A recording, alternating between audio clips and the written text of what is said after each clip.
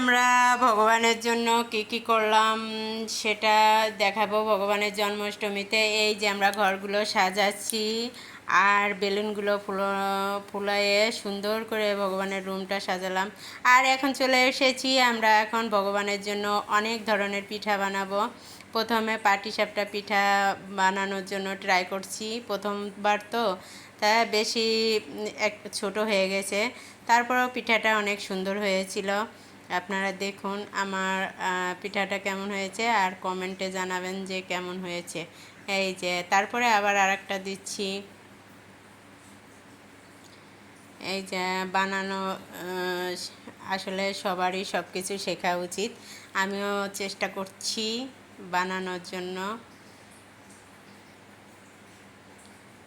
দেখেন দ্বিতীয়বারের পিঠাটা অনেক সুন্দর হয়েছিল। তারপরে অনেক রকমের পিঠা এবং লুচি, মালপোয়া বানাবো ভগবানের জন্মাষ্টমী উপলক্ষে। আর এই যে আমরা শুরু করে দিচ্ছি পিঠা বানানো। এটা মালপোয়া, অবশ্য পিঠাগুলো বেশি একটা সুন্দর হয়েছিল না, পরে সুন্দর হয়েছিল। এই যে আবার ট্রাই করতেছে, এইগুলো অনেক সুন্দর হয়েছিল।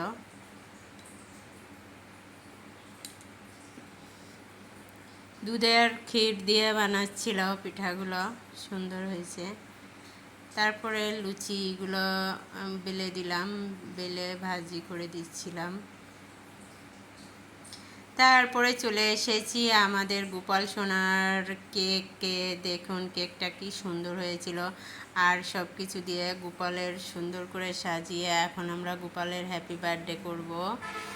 আর জন্মাষ্টমীতে এই ভোগগুলো আমরা সবার জন্য করেছিলাম, ভগবানের দেওয়ার পরে সবাই মিলে প্রসাদ পেয়েছিলাম। আর সুন্দর করে কেকটা সাজিয়েছে, একটা গোপাল সোনাও দিয়ে দিয়েছিল। এই যে দেখুন ভগবানের হ্যাপি বার্থডে করা হচ্ছে, কেমন হয়েছে আপনারা বলবেন। আর কেকটাও অনেক সুন্দর ছিল। সবাই মিলে আমরা গোপালের কেক কাটা দেখলাম। হরে কৃষ্ণ।